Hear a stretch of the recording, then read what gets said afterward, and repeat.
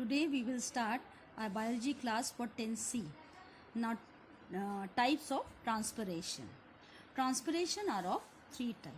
First is, this is three types because of the different regions of the plant where it occur.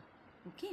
First is when through stomata, is called stomatal transpiration. When through waxy cuticle layer of the leaves or stem, it's called cuticle transpiration. And when through transpiration through lenticle present on the surface of old stem, it is called lenticular transpiration. Okay. According to the area, according to the region belong, transpiration depend upon three types. Stomatal transpiration, stomata. Cuticle transpiration, cuticle. Lenticular transpiration, lenticle. But in surface of old stem only. And the maximum transpiration occur through stomata. Okay, stomatal transpiration. This is the main transpiration type which help in transpiration of plant in plant. Okay, now how they occur? Now mechanism of stomatal transpiration. Stomatal transpiration account for maximum about 90% transpiration in plants. Okay, and the stomata structure. First you have to know the structure of stomata. Stomata consists of a guard cells. Okay, and guard cells guards the stomatal opening. Okay, later on I will show you. Now the stomata are the minute opening present on one or both the surface of the leaf. See, this is the vertical section of the leaf. Upper epidermis and lower epidermis, and this is the stomata. Maximum stomata present in this lower epidermis. Okay, and these are the guard cell, and from through here this is the opening, and this is called stoma. Opening is called stoma, and the guard cells, and then this whole structure is called stomata. Okay, now see how they occur. See this diagram.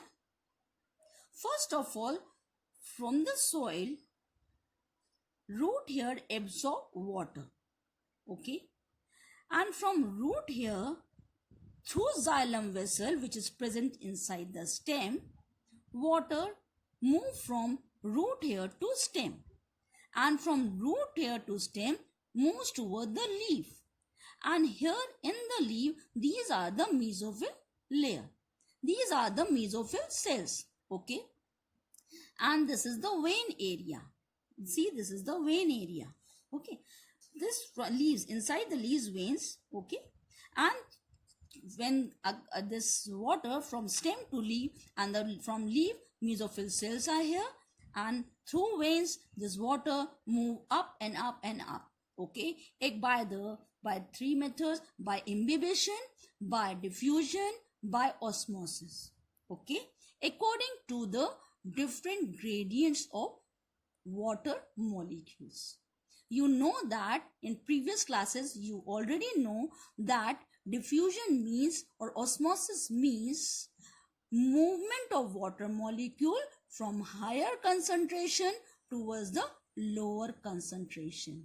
Okay, main thing this you have to remember, the concentration of water. If water concentration is high in soil, water moves from soil to root hair. If the concentration of water molecule in root hair cells is higher, then water moves from higher concentration towards the lower concentration of the stem cells. Okay, xylem vessel. And if the concentration of high here, then water moves towards the leaf because the water concentration is lower in this area.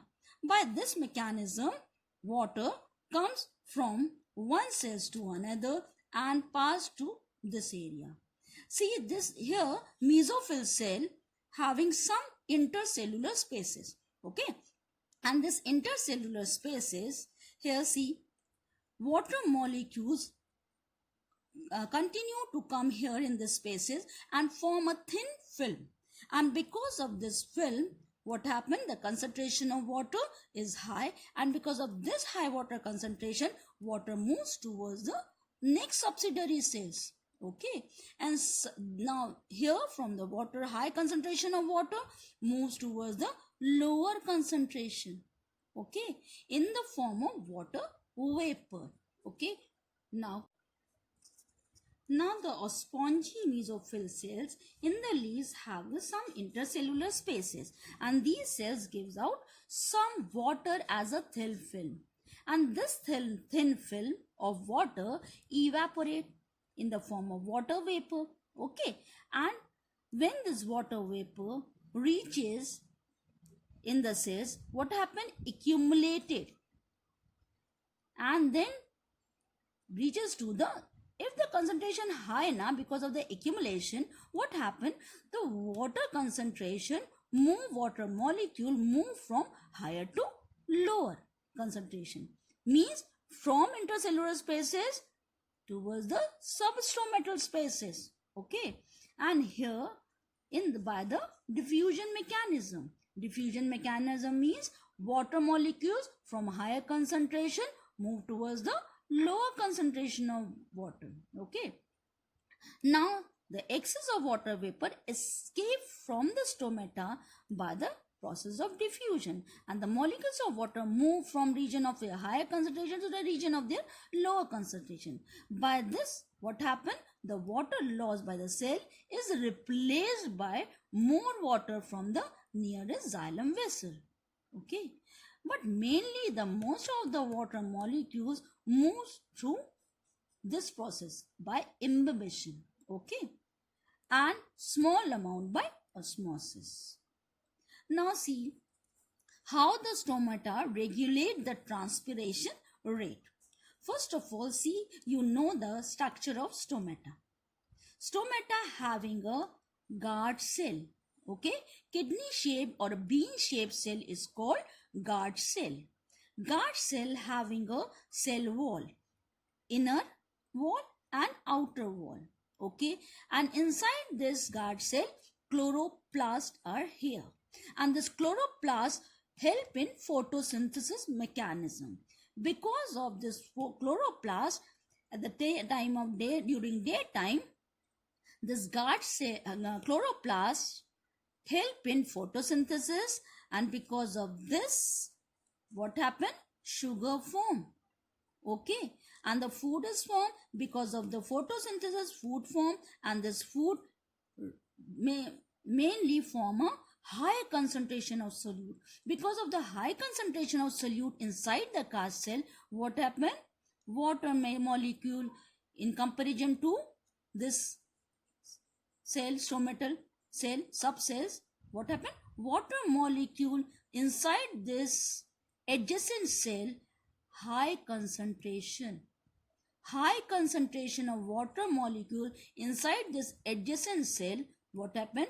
Move from towards the guard cell, because now during daytime guard cell having a sugar molecule or increase the concentration of solute molecules. Okay, because of this concentration differences, what happened? Water moves from here to here, and because of this makes the guard cell turgid, and now guard cell become tight, swelled, turgid. Okay, because of this swelling, because of this tightening, this guard cell open, and stoma now open, and stomata help to transpire the water vapor through leaves. But in case if the availability of water is reduced, what happens? The guard cell loses their turgidity and they become flaccid, okay, or shrink.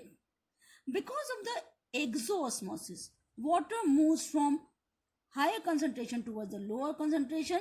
This guard cell become turgid, and because of this turgidity, what happen?